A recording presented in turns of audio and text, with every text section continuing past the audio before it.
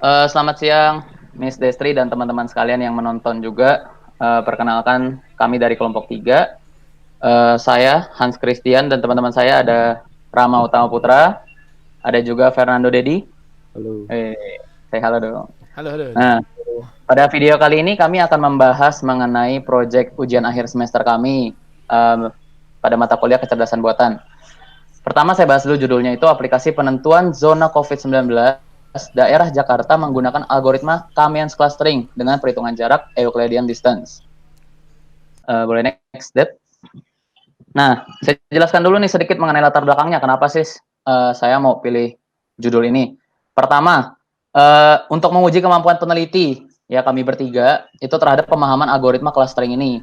Nah, tujuan lainnya adalah untuk membuat aplikasi yang mampu memberikan informasi zona COVID. Karena menurut saya sulit banget untuk cari kayak misalnya, oh daerah ini zonanya apa, status merah kah, status kuning kah, status hijau kah, atau artinya itu apa sih sebenarnya? Itu agak susah. Nah, untuk latar belakang lainnya itu apa ya, sebagai reminder sih bagi masyarakat juga ketika mereka menggunakan aplikasi, itu akan muncul nanti reminder mengenai kebijakan pemerintah yaitu stay at home. Jadi sekaligus untuk mendukung program pemerintah. Betul, betul. Nah, beberapa rumusan yang ingin kami bahas itu satu, kami ingin tahu tingkat akurasi algoritma clustering ini pada aplikasi. Kira-kira akurasinya seperti apa? Digunakan pada data-data yang nanti kami ambil dari web-web resmi ya teman-teman ya. Nah, untuk rumusan kedua adalah kami mau tahu cara implementasinya. Seperti apa sih clustering ini bisa diimplementasikan kepada pembagian-pembagian zona. Begitu. Nah, untuk pengujiannya sendiri ini sudah kami bagi tugas masing-masing ya sama teman-teman juga. Pengujiannya itu adalah ada analisis yang kami mulai dari tanggal 8 sampai 15 April. Analisis ini ya pengumpulan data. Ini mainnya adalah Dedi. Jadi Dedi itu benar-benar mengurusi data mentah, dia yang cari, nanti dia yang olah, kami bantu ngecek gitu. Untuk desainnya sendiri ya kami desain tampilan aplikasinya nanti mau seperti apa, desain sistemnya seperti apa yang nanti yang dihandle oleh Rama. Nah, untuk codingnya sendiri itu dilakukan pada 17 sampai 20 April. Ini saya yang handle masalah coding. Lalu untuk testing dan deploy ini kami lakukan bersama-sama sekaligus pengujian gitu. Nah, untuk beberapa teori pendukung, boleh next aja deh. Beberapa teori pendukungnya boleh langsung dijelaskan aja yang membuat kami ingin membahas ini. Ya, ini pertama materi pendukungnya adalah COVID-19. COVID-19 adalah penyakit menular yang disebabkan oleh coronavirus yang baru ditemukan. Terus kedua ada kecerdasan buatan, yaitu kecerdasan buatan adalah kecerdasan yang dimiliki oleh mesin yang bertindak selayaknya manusia. Jadi mesin itu memiliki kecerdasan sehingga bisa memiliki tindakan seperti layaknya manusia ya, seperti itu. Oke, selanjutnya. Ya. Yang ketiga itu ada web, karena basic aplikasinya itu kami menggunakan website. Satu, lebih ringan dan lebih cepat juga dalam pengerjaan. Lalu pada tampilan web itu kami hanya menggunakan HTML dan CSS. Untuk logikanya kami menggunakan JavaScript. Nah, untuk desain sistemnya sendiri, ini dari Rama, silakan. Oke, di desain sistem sendiri kita menggunakan pemrograman terstruktur. Maka dari itu kita membuat DFD atau data flow diagram. DFD adalah satu diagram yang menggunakan notasi-notasi tertentu untuk menggambarkan arus kata dari sistem. Jadi karena kita menggunakan pemrograman terstruktur, tidak ada namanya pelemparan data secara objek. Makanya kita menggunakan DFD. Lanjut, Dedi, silakan. Nah, sebelum kita bahas lebih lanjut nih mengenai aplikasinya nih, kita belum masuk-masuk ke aplikasi ataupun rancangan sistem. Pertama, kenapa sih clustering?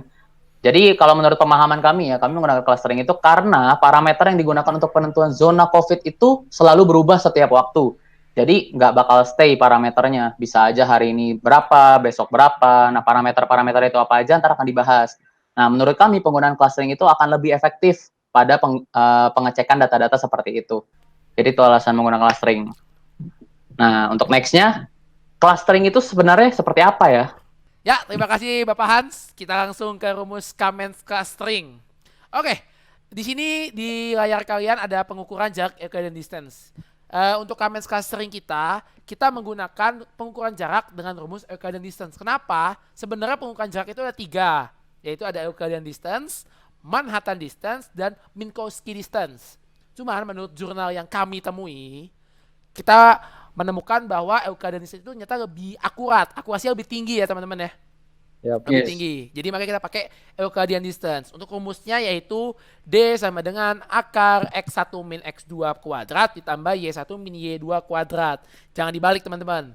Jangan kuadrat dimasukin, salah. Ya, ini kalau kalian perhatikan nih, ini kayak rumus Pitagoras teman-teman. Ya, jadi Ya. ya Euclidean distance sama dengan Pitagoras. Lalu untuk centroidnya, kita nanti akan mengukur centroid. Centroid itu yang kita gunakan adalah rata-rata dari setiap cluster. Kenapa kita pakai rata-rata? Sebenarnya bisa. Kayak waktu itu ngambil data random ya, data random. Cuman Mhm. kita kan tidak tahu di zona COVID ini tidak ada jurnal atau buku manapun yang mengatakan bahwa A, B, C, oh jumlah sekian sama dengan zona merah. Tidak ada. Makanya agar lebih baik kita menggunakan rata-rata agar lebih akurat angkanya nanti. Betul teman-teman ya? Betul, Oke. setuju. Untuk Kamen's clustering sendiri kita ada beberapa tahapan. Tahapan yang pertama itu yang jelas tentukan kelompok atau cluster. Jumlah kelompok atau cluster maksudnya tentukan. Kita kan ada menentukan tiga cluster yaitu cluster merah, cluster kuning dan cluster hijau. Lalu yang kedua ada alokasikan data ke dalam kelompok secara acak. Maksudnya data yang kita punya kita masukkan ke dalam cluster. Ya, setelah dimasukkan ke dalam cluster baru kita hitung pusat kelompoknya atau centroidnya. Caranya apa? Dari rata-rata teman-teman. Rata-ratanya dikumpulin misalnya yang merah data 1, 5, 6, 7 merah nih. Itu dijumlah lalu di rata-rata untuk jadi centroid awalnya. Oke, setelah ketemu centroid awal kita langsung hitung jaraknya menggunakan Euclidean distance tadi. Kita hitung jaraknya pokoknya dicari. Pas dihitung tuh kan nongol tuh nanti datanya. Oh, data yang pertama jadi centroid apa, cluster apa, zona apa, misalnya dia kan zona merah apa. Nah setelah dilihat, kita cek ke data sebelumnya, sudah sama atau belum. Jika ada pergeseran cluster, contohnya data 1 sebelum merah, pas dihitung, pindah hijau, berarti ada perpindahan kan, maka langkahnya diulang lagi dari atas. Kita ulang lagi, kita hitung lagi centroidnya, kita iterasi lagi, sampai datanya benar-benar convergent. Kalau sudah convergent, maka centroid yang convergent itu yang menjadi centroid stabil yang akan kita pakai untuk Kamen's clustering kita nanti. Yes. Oke, lanjut Dedi, silakan. Ya, ini di sini untuk flowchart programnya. Ketika user menggunakan programnya akan memulai, user akan diminta untuk menginputkan nama kelurahannya, jumlah ODP, PDP, pasien positif, dan jumlah penduduk. Setelah user menginputkan, akan dihitung dari data training centroid terakhir yang sudah convergent tadi. Setelah dihitung, ditemukan jaraknya, maka program akan mencari jarak terpendek untuk menentukan zonanya. Nah, setelah zona terpendek sudah ditemukan, akan di-outputkan zonanya. Terima kasih. Oke. Selanjutnya di FD diatur oleh Rama. Oke, di FD. Ini seperti saya dibilang di awal tadi, di FD. Ini adalah diagram konteks atau diagram di FD level 0 yang dari sistem yang kita buat.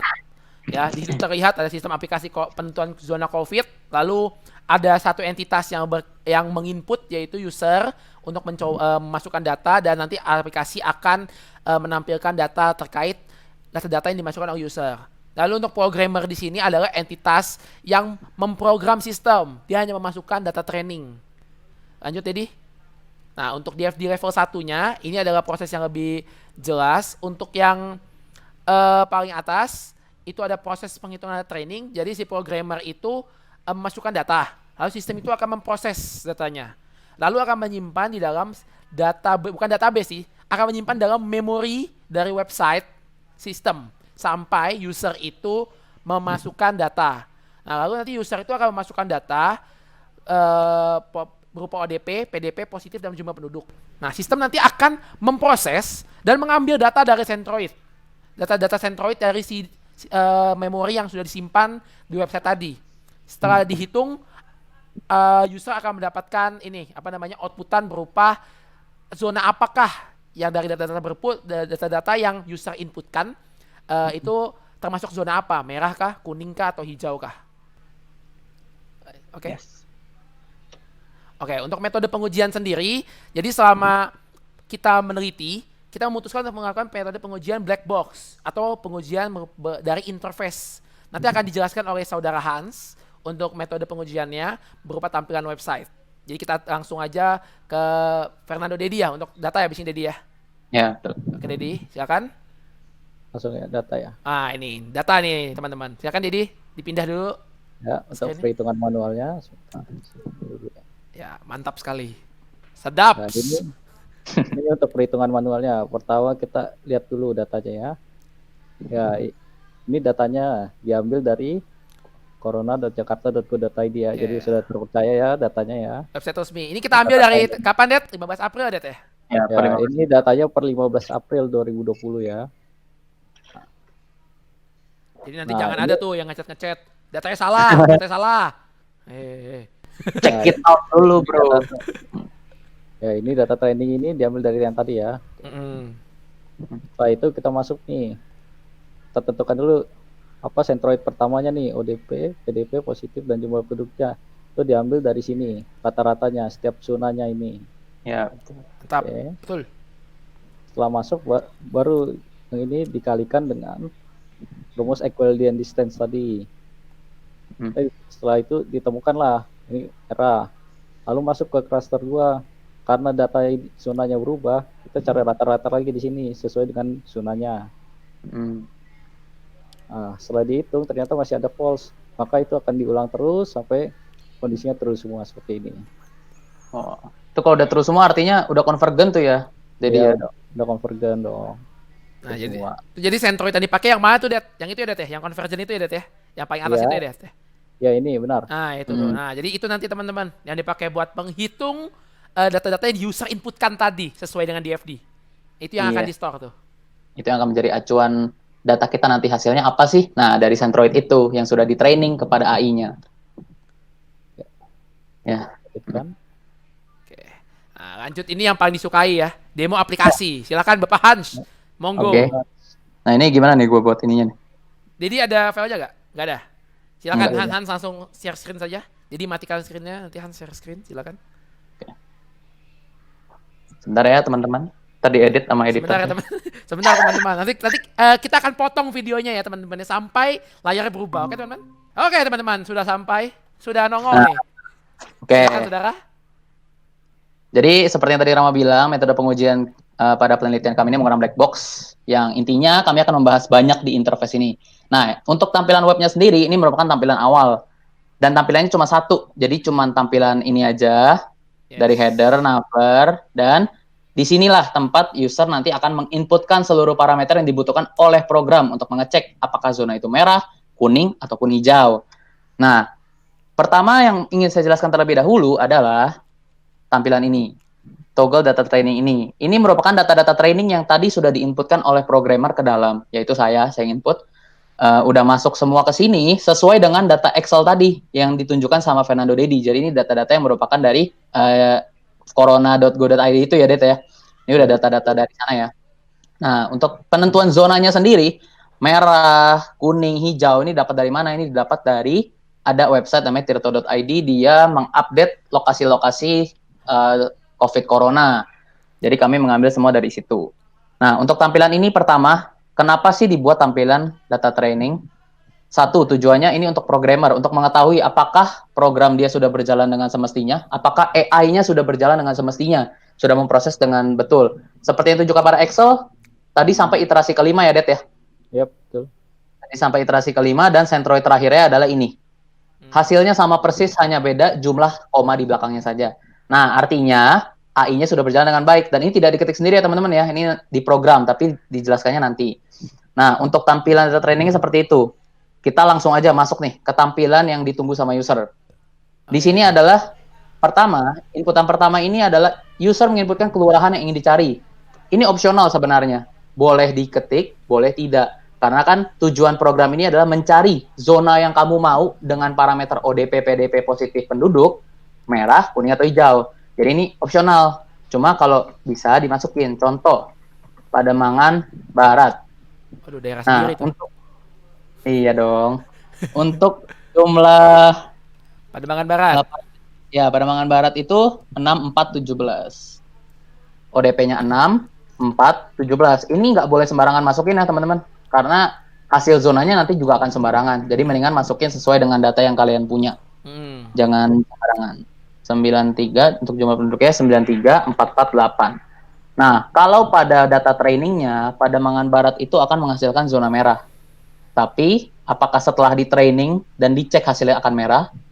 Nah, ketika kita pencet cek zona ini, ternyata langsung keluar hasil pengecekan pada Mangan Barat adalah merah. Ini artinya merah ya, teman-teman. Virus merah ini nih, yang mukanya begini. Iya. Ini artinya zona merah. Ini ada keterangannya nih. Nah, untuk memastikan betul atau tidak ininya berjalan, boleh dilihat pada keterangan terakhir. Di mana pada Mangan Barat itu betul-betul merah. Nah, jadi apapun yang kalian inputkan itu sudah harus sesuai dengan yang ada pada data training. Artinya program kalian berjalan dengan baik. Nah, hasil zona ini pun variasi ya, nggak semuanya sama. Jadi bisa aja hasil yang ada di sini tidak sesuai dengan data training pertama kali yang kalian inputkan. Begitu. Betul. Nah, lalu kalau mau diulang tinggal reset aja. Asik. Coba lagi Kak Hans, gua kasih cobain nih datanya nih. Oke, boleh. Boleh. Coba ya. Boleh. Mana? Ayo. Nah, Cilincing. Cilincing. Ya, Berapa? 2268. 268. 55174. 5174. Nah, ini teman-teman gak ada data training nih. Ini data baru dari saya. Tapi saya melihat dari website dan Excel yang ada di pemerintahan untuk jumlah penduduk, jumlah DP, jumlah PDP, dan jumlah pasien positif. Kita pakai data tanggal berapa ini kemarin kita ambil? Ini kemarin itu masih April tapi udah April akhir sih. April akhir kalau nggak salah. Sekitar 29 atau 28. Yes. 29 kalau nggak salah. 29 Coba April. silakan. Coba nih dicek ya. Nah, kalau di program ini menghasilkan zonanya kuning nih. Tapi sebenarnya zonanya apa di sana? Ini masih kuning sih, masih benar. Kuning. Berarti betul ya. Berarti Betul, terbukti bahwa terjadi kemiripan antara zona yang asli dengan zona pada program. Nah, mau coba tes lagi? Bebas. Tadi mau coba? Bentar. Saya coba cari dulu. Oh, ini boleh glodok. Oke. 322. Udah. 9097. Tuh, oke. Di sana. Nah, hijau. Tapi kalau di data menurut data yang kita temukan, katanya kuning. Nah, begini teman-teman. Jadi, memang tidak selamanya program ini 100% ya. Tingkat akurasinya saya nggak bilang ini 100%. Ini bisa disebabkan kenapa bisa terjadi perbedaan antara data yang tadi diberikan sama Rama sama hasil pengecekan dari program nih. Pertama, parameternya. Parameter itu ingat selalu berubah setiap hari. Dan data training ini, kelemahan dari program ini adalah data trainingnya memang tidak diupdate setiap hari. Jadi data training ini memang yang tadi per tanggal 15 April ya, Dedi ya. Yap, betul. Data training per tanggal 15 April. Nah, jadi begitu. Mungkin ada lah miss sedikit, namanya juga penelitian, tidak harus 100%, jadi mohon dimaklumi. Tapi ini juga tidak salah sebenarnya. Ya salah, karena ini menurut data training yang kita masukkan. Program ini mendapatkan kalau sekian harusnya hijau. Nah, begitu. Nah, ada lagi nih tambahan tampilan di bawahnya nih. Yang tadi saya bilang di latar belakang ini sebagai reminder. Jadi ketika zonanya muncul, merah, kuning, ataupun hijau, mereka akan memberikan reminder masing-masing. Jangan lupa stay at home, teman-teman. Karena lagi bahaya nih, pandemi. Jangan jadi penyebar ya. Nah, gitu. Kayak promosi lu. Dukung dong program pemerintahan. Mantap.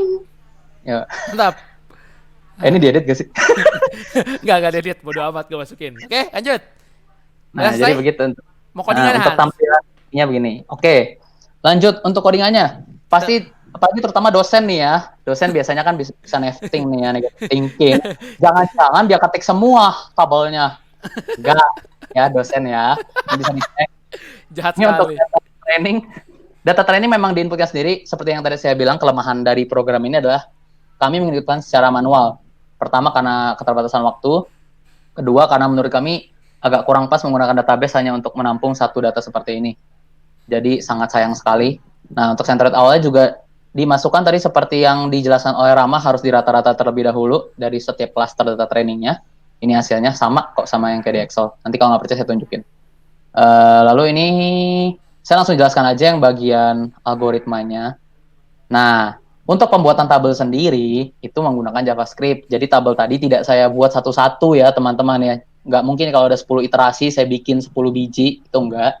Ini semua berdasarkan program. Jadi kalau ada 10, programnya bikin 10. Kalau 20, programnya bikin 20. Saya nggak serajin dan Oke, nah untuk ini ini memasukkan aja sih variabelnya, variabel-variabel yang ada di data table tadi, karena kan berupa objek kalau di JavaScript. Kita masukin array itu wujudnya objek, jadi kita harus masukin dulu dalam bentuk float. Supaya apa? Supaya nanti bisa dihitung dan diproses. Nah, next-nya, nah di sini, ini perhitungannya nih, untuk perhitungan iterasi.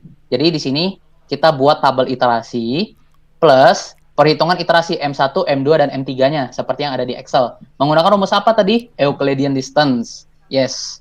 Nah, rumusnya adalah akar dari sekian, sekian, sekian, sekian, seperti yang udah dijelaskan tadi. Ini penulisan dalam programnya saja, hasilnya pasti sama. Kalau kalian ngodingnya betul. Nah, setelah dicari M1, M2, dan M3-nya, tadi seperti kata Dedi, kita harus mencari jarak terpendek ya, Det ya. Ya, Jarak betul. terpendeknya itu didapat dari nilai paling kecil. Makanya kita gunakan function math.min. Artinya apa? Mencari nilai minimum dari M1, M2, dan M3. Ketika dia nilai minimumnya di M1, maka dia akan menghasilkan zona merah. Ketika di M2, maka akan menghasilkan zona kuning. Dan begitu juga di M3, maka akan menghasilkan zona hijau. Nah, setelah dicari zonanya, kita ketemu zonanya. Sekarang apa? Sekarang kita cek rata-ratanya. Untuk apa? Untuk menentukan centroid terbaru. Nah, di sini kita bisa lihat nih, iterasinya ditambah 1. Artinya kita sudah mencari centroid terbaru. Centroid sekarang. Caranya sama, tinggal dibagi aja, nyari rata-rata ya. Nah, untuk ininya, di sini perbandingannya. Jadi kita bandingkan centroid iterasi yang sekarang, apakah sama dengan centroid iterasi sebelumnya. Makanya ini iterasi -1 ya. Nah, ini untuk membuktikan apakah sama iterasi yang sekarang, yang tadi udah bertambah, apakah sama dengan iterasi sebelumnya. Kalau semua parameternya sudah sama, maka statusnya akan true. Ketika true, maka akan dibuat centroid akhir. Kalau dia tidak true, dia akan langsung break dan mengulang iterasi cluster function yang di atas. Jadi secara tidak langsung program ini sudah looping, tanpa harus dideklarasi for atau while atau do while seperti itu. Otomatis sudah akan looping. Sesuai dengan kalau dia completion-nya masih false, dia akan looping untuk bikin tabel baru. Kalau sudah true, artinya semua centroidnya sudah sama, dia akan langsung print tabel centroid terakhir. Jadi gitu teman-teman, asal muasalnya dari si data training ini. Mantap Nah, sekali. ketika centroid final, inilah function centroid akhir. Jadi dia udah nggak bikin iterasi cluster lagi, dia udah nggak bikin tabel-tabel ini nih. Ya, jadi tidak diketik sendiri ya. Untuk Bu Destri juga ya. Saya nggak serajin itu, Bu. Parah lu Hans. Gue tahu Jadi, rajin Hans. diedit ya, tolong ya. Jadi begitu. Jadi begitu penjelasan dari saya mengenai program aplikasinya dan codingannya secara garis besar saja yang saya jelaskan. Untuk selanjutnya ada apa? Fernando Dedi, boleh kembali ke Lanjut, screen kita Anda. kembali ke screen. Ya, teman-teman, kita akan transisi dulu ya. 3, 2, 1. Oke, kita sudah kembali teman-teman. Lanjut, Fernando Dedi menjelaskan. Nah, ini untuk data uji ini maaf. Untuk data uji ini diambil dari data training ya. Kalau perhitungan manual ini diambil dari tadi yang Excel tadi, dan program ini dari program yang Hans tunjukkan tadi ya, programnya. Nah, ini untuk data ini berdasarkan dari web, jadi tidak selalu sama seperti yang dijelaskan tadi. Yes, bisa ada perubahan. Ya, Ya, bisa ada ada perubahan karena tidak 100%. Tapi kalau dilihat dari program sama manual tuh selalu udah 100% tuh. Artinya program Iya. kita dan manual kita itu sudah sama. Iya, perhitungannya sudah betul sesuai dengan metode clustering. Yaps. Yup. Ya, silakan dipandang dulu teman-teman. Ya, sudah Itu puas. bisa dilihat ya, itu ya ada yang bagian-bagian bold-boldnya itu menandakan bahwa data yang kita uji berbeda dengan hasil perhitungan manual maupun program. Jadi yang di bold itu bisa dilihat tuh ada berapa banyak tuh. Kira ada 1, 2, 3. Kalau saya hitung sih kemarin di laporan ada 12. Yes, Jadi 12 saya nggak perbedaan. ngitung. Betul, 12 perbedaan. Nah, ada 12 perbedaan nih dari data yang kita uji dengan data yang kita hitung. Jadi memang nggak 100% ya teman-teman ya. Tadi udah diingetin ya. Ya, lanjut silakan. Oke, lanjut. Oke. Nah, untuk kesimpulannya, tadi ini data ini diambil dari mana nih 60% 40%? Ini diambil dari tabel tadi ya, Rama sama Dedi ya. Betul. Ya, Nah, ada 12 kan tadi kan yang beda, artinya 12 dari 30 data kita kalikan dengan 100%, menghasilkan 40%. Nah, berarti yang tingkat perbedaan antara pengujian data dengan perhitungan program maupun Excel adalah 40% perbedaannya. Nah, untuk kemiripannya sendiri berarti sisanya 18. 18/30 dikali 100% menghasilkan tingkat kemiripan 60%. Lalu Iya. untuk kesimpulan kedua adalah cara implementasi zonanya ternyata memang seperti itu yang dijelaskan oleh Rama tadi, di mana kita harus cari centroid, kita hitung M1, M2, M3-nya, kita cari klasternya masing-masing, seperti itu cara implementasinya yang benar. Nah, untuk saran sendiri dari saya, dari kami, para peneliti, program ini akan lebih baik lagi dan lebih akurat lagi jika kami menggunakan atau peneliti selanjutnya lah menggunakan parameter-parameter yang selalu up to date. Ya, Yes. betul nggak? Betul Setuju. ya. Berarti harusnya programnya dibikin objek, ada Iya. database, connector server. Betul. Dibikin memang yang lebih berskala untuk pemrograman dinamis. Jadi data-datanya itu selalu dinamis dan selalu up to date. Ketika kita cek program, oh parameternya sudah sesuai nih dengan apa yang dimau. Berarti tingkat akurasinya akan meningkat. Tapi dengan parameter seperti ini pun sudah di atas 50% ya. Kita sudah Iya. 50% itu juga sudah valid lah ya. Mm-mm. Bisa dibilang. Nah, jadi sarannya sih itu aja, gunakanlah parameter yang lebih up to date. Buatlah program yang lebih update, yang lebih dinamis. Betul sekali. Tuh. Untuk next-nya. Masih ada? Apa sudah habis? Sudah habis. Oh, sudah habis. Dari teman-teman ada yang mau ditambahkan kira-kira sebelum kita tutup nih presentasi kita? Ya, Dari Dedi, saya ada? tidak ada, tidak Oke, ada. kalau dari saya mungkin udah cukup lah ya. Intinya program kita ini hanya untuk menghitung zona, teman-teman. Dan ini Yes. pun hanya memperkirakan zona berdasarkan data yang kita dapatkan. Tidak sepenuhnya bahwa dari program ini ternyata memang apa daerah kita seperti ini nih. Waduh, bahaya nih. Enggak, teman-teman. Ini cuma betul. buat memberikan ke teman-teman tuh cuman perasaan aware aja. Peringatan aja Yes. buat daerah teman-teman nih kalau menurut aplikasi ini. Itu aja sih sebenarnya tujuannya untuk kita bikin aplikasi itu ya Hans ya sama Dedi ya. Iya, betul, Ya. betul. Tujuan awalnya ya. Oke, mungkin bisa langsung di closing aja Hans. Oke, bisa langsung di closing ya. Oke, jadi sekian pembahasan kami mengenai Project UAS ini, mengenai clustering. Semoga bermanfaat. Semoga bermanfaat bagi yang nonton ngerti apa itu clustering, AI, dan tujuan programnya. Dan kepada Miss Destri juga sebagai ya penilaian kami lah ya. Nah, Ya misalnya untuk jangan sekecil-kecil lah Miss, susah Miss seperti nilai Miss, tolong Miss. iya. Nah, untuk teman-teman mungkin yang nonton videonya yang punya pertanyaan boleh tuliskan di kolom komentar Di di bawah. bawah. Nanti Terus akan jangan jawab ya. Iya betul. Terima Terus kasih. jangan lupa tuh nanti ada IG ya, itu boleh lah. Iya, ada dicek-cek. IG di atas nih, di atas nih. Atas Ya, mana di atas, foto? di atas, Di sini di apa atas. sini saya nggak tahu, lupa saya. Nanti diedit sama editor saya. Oh, enggak, udah ada ya, udah ada IG-nya udah ada. Oh ya, udah ada. Ya Di udah. follow, butuh. Ada ide. Yuk. Ya, jangan lupa ya. Kalau ada pertanyaan langsung aja tulisin di kolom komentar. Nanti segala macam data ada di deskripsi kalau ada. Kalau nggak ada ya udah langsung aja like, comment, share, subscribe. Bye bye. Terima kasih teman-teman. Bye bye. Kami kelompok Bye. 3 pamit.